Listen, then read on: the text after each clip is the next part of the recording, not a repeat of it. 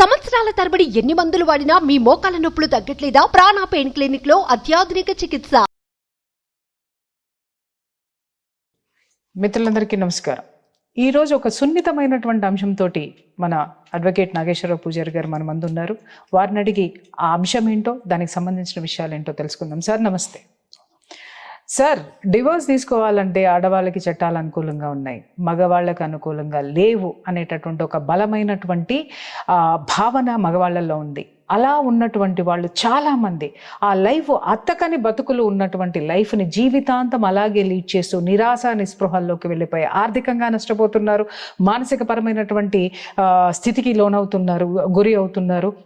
హీన స్థితిలకు కూడా గురయ్యి ఏమీ కాకుండా కొంతమంది ఆత్మహత్యలు చేసుకున్న కేసులు కూడా మనం చాలాసార్లు డిస్కస్ చేసాం. ఎందుకు ఇలా ఈ మగవాళ్ళల్లో ఈ ఇన్ఫీరియారిటీనా అనాలా, దాన్ని లేకపోతే భయం అనాలా, అవగాహన లేక డివోర్స్ తీసుకోవడానికి బయటికి రాలేకపోవడానికి కారణాలు చెప్పండి. ఇప్పుడు ఈ విషయాన్ని చాలా సందర్భాలలో చాలా స్పష్టంగా చాలా మందికి చెప్పడం జరిగింది. ఫస్ట్ అందరు అర్థం చేసుకునే విషయం ఏంటి అంటే, ఇప్పుడు ఎవరైతే ఈ మగపిల్లలు కావచ్చు, వాళ్ళ తల్లిదండ్రులు కావచ్చు, ఎప్పుడు వచ్చినా కూడా సార్ సమాజంలో కానీ, లేకపోతే ఒక పెద్ద మనుషుల దగ్గరికి వెళ్ళినప్పుడు కానీ, లేకపోతే ఒక పోలీస్ స్టేషన్కి వెళ్ళినప్పుడు కానీ, లేకపోతే ఎక్కడైనా పంచాయతీ జరిగినప్పుడు కానీ, లేకపోతే స్వయంగా భార్యనే పట్టుకొని చట్టాలన్నీ ఆడవాళ్ళకు అనుకూలంగా ఉన్నాయి, మీరు ఏం పీకలేరు, లేకపోతే మీరు ఏం చేయలేరు, మేము చెప్పినట్టే వినాలా, లేకపోతే మేము ఓకే అంటేనే డైవర్స్ వస్తాయి, ఇట్లాంటి డైలాగ్స్ అన్ని అందరూ కొడుతుంటారు సమాజంలో, చదువుకున్న వ్యక్తులతో సహా. ఇది జరుగుతుంది. ఎవరైతే చదువుకున్న వ్యక్తులు మనం ఏం చెప్తామంటే, పోలీస్ వ్యవస్థలు అట్నే చెప్తారు. పోలీస్ స్టేషన్కి వెళ్తే కూడా పోలీసులు అమ్మాయితో ఎందుకు పెట్టుకుంటావు, లేకపోతే చట్టాలన్నీ వాళ్ళకే అనుకూలంగా ఉన్నాయి, వాళ్ళు చెప్పినట్టు వినాలనో, పెద్ద మనుషులు కూడా అంతా చెప్తారు, సమాజంలో ఉన్న వాళ్ళంతా అట్నే చెప్తున్నారు. కాబట్టి నేను అందరికీ ఒకటి చెప్పేది ఏంటి అంటే, చట్టాలు అనేటివి మగవారికో లేకపోతే ఆడవారికో ఎక్కడ కూడా అనుకూలంగా రాయబడలేదు. చాలా స్పష్టంగా చెప్తున్నాను. ఓకే, కానీ వందల మందికి, కొన్ని లక్షల మందికి నేను ఈ వీడియో ద్వారా చెప్పదలుచుకుంది ఏంటంటే, చట్టాలు అనేటివి ఆడవాళ్ళ కోసం ప్రత్యేకంగా ఏం రాయబడలే. వాళ్ళకు కొన్ని ఫెసిలిటీస్ ఇచ్చారు అంతే, అంతే తప్ప వాళ్ళకేం చట్టాలేం, వాళ్ళకేం మొత్తం వాళ్ళ చట్టాలు వాళ్ళ చుట్టాలేం కాదు. అదే అంటున్నా. మరి అందరూ ఏమంటారు అంటే, వాళ్ళకు బీయింగ్ ఏ ఉమెన్ ఏంటంటే కొన్ని ప్రొవిజన్స్ ఎక్కువ ఇచ్చారు అంతే, కొన్ని ప్రత్యేక పరిస్థితుల ద్వారా కొన్ని ప్రొవిజన్స్ ఎక్కువ ఇచ్చారు అంతే. వీక్ జెండర్ బై అనొచ్చు, మానసికంగా కానీ, శారీరకంగా కానీ, సెంటిమెంట్ పరంగా కూడా వీక్ జెండర్ కాబట్టి comparison to men they are always good. కాబట్టి వాళ్ళకి కొన్ని ప్రొవిజన్స్ ఇచ్చారు తప్ప దాని ద్వారా చట్టాలు వాళ్ళకి ఏం అనుకూలంగా ఏం లేవు. అనుకూలంగా రాయరు, వాళ్ళ ప్రొటెక్షన్ కోసం రాస్తారు. కాదు సార్, ఇంత విస్తృతంగా ఇది ఎందుకు పాతుకుపోయింది, వేళ్ళూనుకుపోయింది? ఇంత విస్తృతంగా ఎందుకు పాతుకుపోయింది అంటే, వీళ్ళకి ఆ చట్టాల మీద అవగాహన లేక, ఇద్దరికి అవగాహన లేక, అసలు అందరికీ అవగాహన లేక, పోలీసు వ్యవస్థకు అవగాహన లేక, లేకపోతే వీళ్ళకి పెద్ద మనుషులకు అవగాహన లేక, వాళ్ళ కోణాన్ని చూసి అంటారు. సో చాలా మంది, ఇప్పుడు మీరు అన్నట్టు మీ దగ్గరికి ఎన్ని వందల మంది అబ్బాయిలు వచ్చి ఏడుస్తూ సమస్యలు చెప్పుకొని, అయ్యో మేము ముందు డైవర్స్ అప్లై చేసుకుంటే మా జీవితం సంకనాగిపోద్దంట కదా, లేకపోతే మాకు అదైద్దంట కదా, మాకు ఇదేద్దంట కదా అని వీళ్ళు బాధపడుతూ ఏం చేస్తారు అంటే, వీళ్ళు చేయాల్సిన పని, చట్టపరంగా చేయాల్సిన పని చేయకుండా వాళ్ళు కుమిలిపోతూ, వాళ్ళు మానసికంగా, శారీరకంగా అన్ని రకాలుగా వీక్ అయిపోతున్నారు. ఓకే, ఫస్ట్ ఏంటంటే, అదే నేను ఇచ్చే సలహా ఏంటంటే, ఫస్ట్ మీకు అందరికి నేను చెప్పదలుచుకున్నది ఏంటి అంటే, నన్ను అందరూ ఫస్ట్ అది ఎక్స్పర్ట్స్ అంగా దేవుడు తిడుతుంటారు నన్ను. ఫస్ట్ అందరు తిడుతుంటారు నన్ను, ఎందుకంటే నీ దగ్గరికి వెళ్తే నువ్వు డైవర్స్ అప్లై చేసుకోమని చెప్తావంట కదా, నీ సలహానే డైవర్స్ అంట కదా, నువ్వు డైవర్స్ ఇప్పిస్తావంట కదా, ఇద్దరు వ్యక్తులు కలిసి ఉంటే నువ్వు చూడలేవంట కదా అని ఇట్లా రకరకాల కారణాలు చెప్తుంటారు.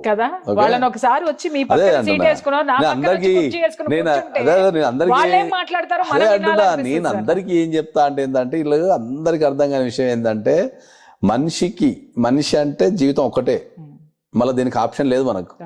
మళ్ళీ ఇప్పుడు చచ్చిపోయారు, పొద్దాలు కొడతా, మళ్ళీ ఫ్రెష్ గా స్టార్ట్ చేస్తారు, లేకపోతే ఈ ఒక్క రోజు వేస్ట్ అయిపోయింది కదా, డిలీట్ చేసుకొని మళ్ళీ ఎక్కువ పోతా నీకు, లేకపోతే ముంగడి ఫార్వర్డ్ చేసుకొని, ఏం లేదు అది ఆప్షన్. చెప్పేది ఏంటంటే, ఏ వ్యక్తి అయినా సరే ఒక్క ఏజ్ అనేది, కరెక్ట్ ఏజ్ ఏంటంటే, నా దృష్టిలో కరెక్ట్ ఏజ్ 25 to 35. ఈ 25 to 35 అనేది ఒక మంచి జీవితంలో Decade. అది ఒక 10 సంవత్సరాలు దశాబ్ద కాలమే 10 సంవత్సరాలే మంచి జీవితాన్ని డిసైడ్ చేస్తాయి. Yes. వాడు ఎదగాలనా, ఓడిపోవాలనా, గెలవాలనా, పోరాడాలనా అనేది ఇక్కడ పునాది పడుతుంది కదా. ఈ పునాది మన జీవితాన్ని ఒక సీఎం స్థాయికో, ఒక పిఎం స్థాయికో, ఒక మంచి హస్బెండ్ కిందనో, ఒక మంచి ఫాదర్ కిందనో, సొసైటీలో ఒక మంచి వ్యక్తి కిందనో, Business person గా. ఏదో ఒక కింద ఈ 10 సంవత్సరాలు నిరూపిస్తబడుతుంది. సో ఏదైతే నీ జీవితంలో అది సెక్సువల్ పరంగా కావచ్చు, లేకపోతే మానసికంగా పరంగా కావచ్చు, లేకపోతే కుటుంబ పరంగా కావచ్చు, that is the age 25 to 35. Beautiful age sir. ఆ ఏజ్లో ఈ ఏజ్లో వీళ్ళు సరైన డిసిషన్ తీసుకోకుండా ఏంటంటే ఆ ఏజ్ అంతా పోగొట్టుకుంటుంటారు, పెళ్లి చేసుకుంటారు. ఏదో ఒక కారణం చేత ఏదో ఒక కారణం చేత వాళ్ళిద్దరు కలిసి జీవించలేని పరిస్థితి ఉంటుంది. వీళ్ళు ధైర్యం చేసి డైవర్స్ అప్లై చేయరు. ధైర్యం చేశారే డైవర్స్ అప్లై చేసుకో, మేము ఉన్నాం కదా అంటేనేమో, లేదు సార్ ఆడవాళ్ళే ముందు డైవర్స్ అప్లై చేస్తే వాళ్ళకే వస్తాయి, వాళ్ళు ఒప్పుకుంటూనే వస్తాయంట కదా, లేకపోతే వాళ్ళే అప్లై చేయాలంట కదా, నేను ముందు అప్లై చేస్తే నా జీవితం సంకనాగిపోద్ది అంటదా అని చెప్పి వీని ఏజ్ అంతా వేస్ట్ చేసుకోవచ్చు. అదే ఏడుస్తారు సార్ మన దగ్గర. లాస్ట్కు అంతా అయిపోయి వీని ఏజ్ అయిపోయి అన్నీ అయిపోయిన తర్వాత ఎప్పుడో మనకు 30 సంవత్సరాలకు 40 సంవత్సరాలకు డైవర్స్ ఇప్పిస్తే ఏం చేసుకుంటాడు?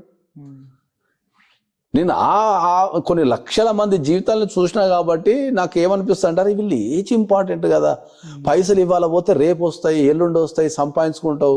నువ్వు ఏ ఏజ్లో చేయాల్సిన పని ఆ ఏజ్లో చేయకుండా ఈ రకరకాల గొడవలతోని రోజు గొడవలు పెట్టుకొని తాగటము, లేకపోతే కెరీర్ నాశనం చేసుకోవటము, మానసికంగా ఒక రకమైన వ్యక్తిగా తయారు కావడం, అన్నీ ఒక కుటుంబాన్ని మొత్తం ఎందుకు ఇబ్బంది పెడతారు? ఏజ్ పోతే రాదు. నువ్వు 100 కోట్లు సంపాదించినా కూడా ఆ ఏజ్ పోతే రాదు. నీకు పోరాటం నేర్చుకో. సార్ ఇప్పుడు నేను డైవర్స్ వేస్తే నా భార్య 498 వేస్తుంది కదా అంటే, వీళ్ళందరికీ తెలియని విషయం ఏంటంటే వాళ్ళ భార్య 498 వేయాలనుకుంటే డైవర్స్ పెట్టకుండా కూడా వేస్తుంది పోయి. Wife has every right A time అయినా నడుచుకుంటా పోయి పోలీస్ స్టేషన్ పోయి నా మొగుడు నన్ను కొడుతుండు, తిడుతుండు, లేకపోతే ఇబ్బంది పెడుతుండో డిఫాల్ట్ తీసుకుంటాడు. దానికి మరి దీనికి సంబంధం ఏముంది? ఇక్కడ క్లారిటీ ఇస్తున్నాను సార్. 498A పెడితే అరెస్ట్ చేస్తారు, కొట్టేస్తారు, జైల్లో వేస్తారు. 498 కేవలం వాళ్ళు 498A అందుకే మనం చాలా సందర్భాల్లో చెప్పినాం 498లో అరెస్ట్ చేయడం అనేది చాలా అసంభవం. అన్లెస్ అంటిల్ వాళ్ళకి ఏమైనా దెబ్బలు తగిలి రక్తాలు గారి ఏమైనా హాస్పిటలైజ్ అయితే అక్కడ ఏమన్నా ఆలోచిస్తారు, భార్యకి ఏమన్నా జరిగితే తప్ప వాళ్ళు జనరల్ గా పోయి సమస్య చెప్తే ఫిజికల్ గా ఏమైనా దెబ్బలు విపరీతమైన దెబ్బలు ఉండాలి. మళ్ళీ కూడా విపరీతమైన దెబ్బలు ఉండి ఫిజికల్ అటాకింగ్ జరిగితేనో లేకపోతే ఎట్లాంటివి జరుగుతున్నాయి తప్ప అరెస్ట్ అనేది ఉండదు 498లో. 498 అరెస్ట్ అనే పదమే లేదు. అంటే ఇక్కడ ఒకటి సార్, ఆడవాళ్ళు కేసులు పెడితే జీవితాంతం కోర్టుల చుట్టూ తిరగాల్సి వస్తుంది. ఎందుకంటే జీవితాంతం కోర్టుల చుట్టూ తిరగాల్సి వస్తుంది అంటే నువ్వు ఎప్పుడైనా సరే ఒక సరైన అడ్వకేట్ని కానీ, ఒక ఎక్స్పర్ట్ అడ్వకేట్ని కానీ, ఒక సరైన సలహాలు తీసుకొని సరిగ్గా చేసుకుంటే నీకు జీవితాంతం కోర్టు తిరగాల్సిన పనేం లేదు. ఇది చాలా మందికి అపోహ. సందేహం అడుగుతాను సార్ ఇక్కడ ఒక విషయం. మీరు అంటారు, ఎప్పుడు అంటూ ఉంటారు ఎక్స్పర్ట్స్ది అడ్వైస్ తీసుకోండి అని. సార్ నా ఎదురుగుండా కనిపించేవాడు నాకు ఎక్స్పర్ట్ అనిపిస్తున్నాడు sir, how can I decide? అదే అంటున్నాను, ఒక ఎక్స్పర్ట్ అడ్వకేట్ ని ఎట్లా డిసైడ్ చేస్తారు? నా ఎదురుగుండా ఉన్నవాడు ఏం చెప్తే నాకు అదే లోకం అని అనిపిస్తుంది, అదే గొప్పగా చెప్తున్నారు వాళ్ళు, కానీ ఇంప్లిమెంటేషన్ వచ్చేసరికి అడ్వకేసీ ఫీల్డ్ లో ఉన్న ప్రధాన లోపం ఏంటంటే ఏ ఏజ్ లో ఉన్న వ్యక్తి అయినా కూడా మాకు రెగ్యులర్ జరిగే విషయాలు చెప్తావేనండి. అడ్వకేట్ ఫీల్డ్ లో ఉన్న ప్రధాన లోపం ఏంటి అంటే ఏ ఏజ్ వ్యక్తి అయినా సరే వెళ్ళి ఎల్ఎల్బి అడ్మిషన్ తీసుకొని అడ్వకేసీ పాస్ కావచ్చు, అడ్వకేట్ ఎల్ఎల్బి పాస్ కావచ్చు. ఎల్ఎల్బి పాస్ అయిన తర్వాత ఇమ్మీడియట్లీ ఆయన ప్రాక్టీస్ స్టార్ట్ చేయొచ్చు. సో ఇప్పుడు ఒక 50 సంవత్సరాలు ఉన్న వ్యక్తి అడ్వకేట్ ఎల్ఎల్బి పాస్ అయిన తర్వాత ఇమ్మీడియట్లీ తెల్లారి ఆఫీస్ పెట్టుకుంటాడు. ఎక్స్పీరియన్స్ ఉండదు. ఇప్పుడు ఒక క్లయింట్ వెళ్ళినప్పుడు ఏమనిపిస్తుంది అంటే జనరల్ గా అరే ఏజ్ పెద్ద ఉంది కదా, ఎప్పటి నుంచి అడ్వకేట్ ఏమో బాగా ఎక్స్పీరియన్స్ ఉందేమో అనుకుంటాడు ఈయన. నేనేమంటా ఒక టాప్ మోస్ట్ అడ్వకేట్ లేకపోతే ఎక్స్పీరియన్స్ అడ్వకేట్ అంటే వాళ్ళ డేటా అడగండి. గొప్ప విషయం సార్. ప్రతి కోర్టుకి వెళ్ళనాళ్ళు కూడా అద్భుతంగా చెప్తుంటారు వ్యాఖ్యాతలు. మాటల గారడి ఇక్కడ చాలా జరుగుతుంది. దాని వల్ల కూడా చాలా మంది అడ్వకేట్స్ ని నమ్మనటువంటి సిచ్యుయేషన్ కూడా వచ్చినటువంటి స్థితి చాలా మంది ఉంది. తర్వాత రెండోది ఏంటంటే మనకు బార్ కౌన్సిల్ ఆఫ్ ఇండియా కూడా కొన్ని సందర్భాల్లో సుప్రీంకోర్టు కూడా, మద్రాస్ హైకోర్టు, తర్వాత రాజస్థాన్ హైకోర్టు, తర్వాత చాలా మంది చెప్పింది ఏంటంటే ఫేక్ అడ్వకేట్స్ ఉన్నారు. ఒక 30% ఆఫ్ ద అడ్వకేట్స్ ఫేక్. మరి అది పరిగణలోకి తీసుకు, మరి అదే అంటున్నా కదా, నువ్వు ఇవన్నీ వెరిఫై చేసుకోవాల్సింది బాధ్యత మీరు. అదే అంటున్నా, ఫేక్ అడ్వకేట్, ఇన్ఎక్స్పీరియన్స్ అడ్వకేట్స్ వల్ల మీకు చాలా ఇబ్బంది ఎదురవుతుంది. అది ఎవరు చెక్ చేసుకోవాలా? ఇప్పుడు ఒక అడ్వకేట్ దగ్గరకు వచ్చినప్పుడు మీరు ఎప్పుడు పాస్ అయ్యారు చెప్పండి అని సర్టిఫికెట్ అడగగలిగే ధైర్యం ఎంతమందికి ఉంది? అడగండి, ఎల్ఎల్బి ఎన్రోల్మెంట్ అడగండి, వాళ్ళ పాత ఆర్డర్ కాపీలు అడగచ్చు, మీరు మార్కెట్లో ఎంక్వైరీ చేసుకోవాలా, వాళ్ళు లేకపోతే వాళ్ళకు కోడ్ ఉంటుంది, ఆ కోడ్ కొడితే ఎన్ని కేసులు వాదిస్తున్నారు, ఎన్ని కేసులు, దాన్ని బట్టి ఎక్స్పీరియన్స్ వచ్చేస్తుంది కదా. వాళ్ళ కోడ్ కొడితే వాళ్ళు ఎన్ని కేసులు వాదిస్తున్నారు, ఎంత ఎక్స్పీరియన్స్ ఉందనేది డెఫినెట్ గా నెట్ లో వస్తుంది. అది ఒకసారి చూసుకోండి. కాబట్టి అదే చెప్తున్నా, కాబట్టి చట్టాల మీద సరైన అవగాహనతో పాటు మిమ్మల్ని డ్రైవ్ చేయగలిగే శక్తి ఉన్న అడ్వకేట్స్ కావాలా. ఎంత నాలెడ్జ్ ఉంటే మీకు కేసు అంత ఈజీ అయిపోతుంటుంది. కొన్ని సందర్భాలలో ఏంటంటే ఒక సంవత్సరం జరగాల్సిన కేసుని మనం 10 రోజులు కూడా క్లోజ్ చేసేస్తాం. నేను చాలా మీ దగ్గర 10 days లో క్లోజ్ చేస్తాం. ఎక్స్పీరియన్స్డ్ పర్సన్స్ దగ్గర నేను చూసాను సార్. అది కాబట్టి ఏంటంటే ఎప్పుడు కూడా చట్టాలు ఒక వ్యక్తికి అనుకూలంగానో ఒక వ్యవస్థకు అనుకూలంగానో ఉండవు.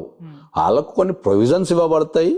ఆ ప్రొవిజన్స్ వాళ్ళని బూస్టప్ చేయడానికో లేకపోతే వాళ్ళని రక్షించడానికో ప్రొటెక్షన్ ఇవ్వడానికో చేస్తారు.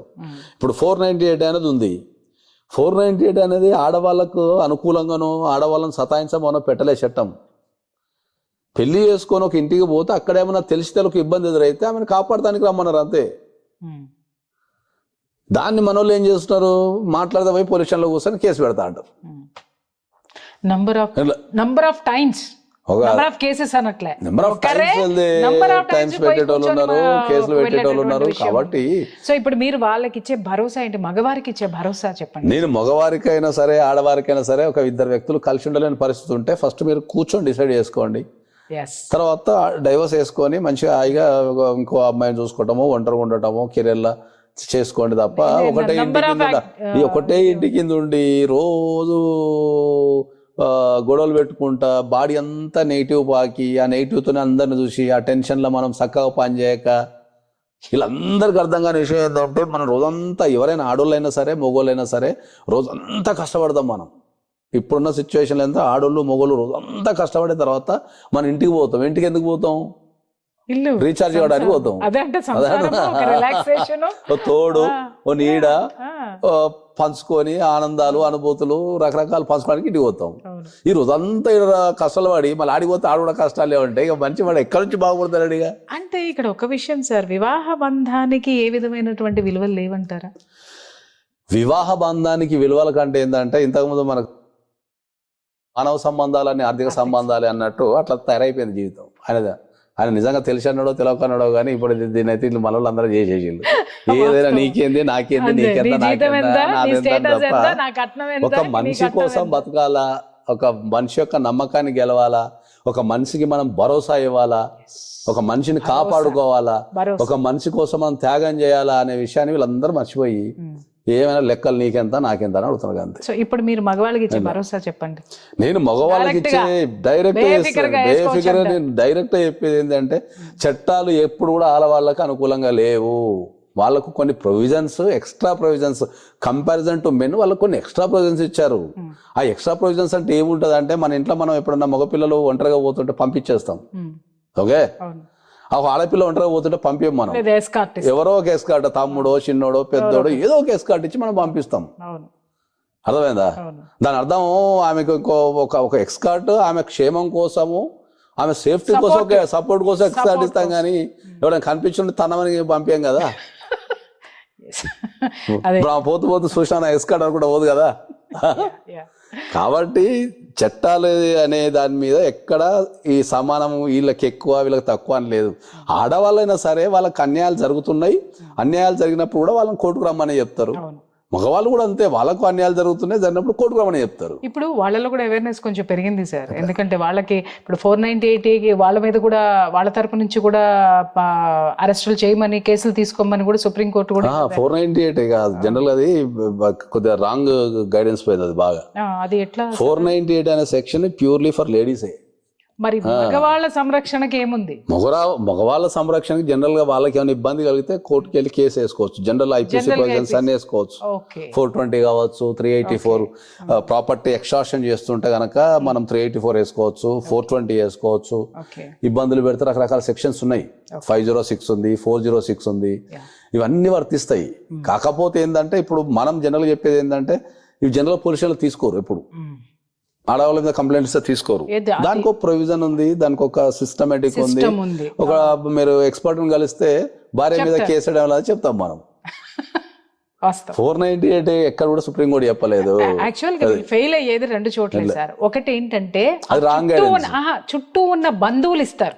వాళ్ళు ఎల్ఎల్బి కాదు, వాళ్ళు పోలీస్ అదే ఆఫీసర్లు మా దగ్గరకు కాదు, వచ్చేదే అడుగుతారు లేకపోతే కదా. చట్టం తెలిసిన మనుషులైతే కాదు. నేను అదే అంటే నేను వాళ్ళు వాళ్ళు ఎవరైతే ఇచ్చేటటువంటి ఉంటారో wrong guidance తోటి వీళ్ళు ఎందుకు లాయర్ల చుట్టూ ఇన్ని సంవత్సరాలు తిరగాల్సి వస్తుంది, కోర్టుల చుట్టూ తిరగాల్సి వస్తుందంటే వీళ్ళు ఎక్స్పర్ట్స్ ని పట్టుకోక ఒకటి. రెండోది ఏంటంటే ల్యాక్ ఆఫ్ నాలెడ్జ్. ఎవరు ఏది ఇస్తే అంటే మా బాబాయ్ చెప్పాడండి, అలా అంట కదండి, మా అన్నయ్య అన్నాడండి, ఇలా అంట కదండి, అంట కదండి ఉంటది ఇదే ఇన్ఫ్లుయెన్స్ కానీ అంట కాగుతున్నారు ఇక్కడ. ఇప్పుడు వాని సొంత విషయాన్ని తీసుకొచ్చి మిక్స్ చేసి వీనికి చెప్తాడు. ఎగ్జాక్ట్లీ. వీడు చూసింది లేదు, సచ్చింది లేదు, మళ్ళా వాదించింది లేదు, వాదించి ఉన్నాడు, చూసింది ఉన్నాడు, సచ్చింది ఉన్నాడు, గతం అంతా అయిపోయింది అట్లా. కాబట్టి మీకేదైనా అన్యాయం జరిగితే మీరు ఒక ఎక్స్పర్ట్ అడ్వకేట్ దగ్గరికి వెళ్ళండి, వాళ్ళు చూస్తారు, సలహాలు ఇస్తారు, చేస్తారు.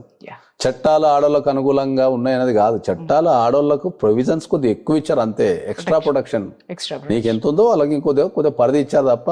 మరి నిజంగా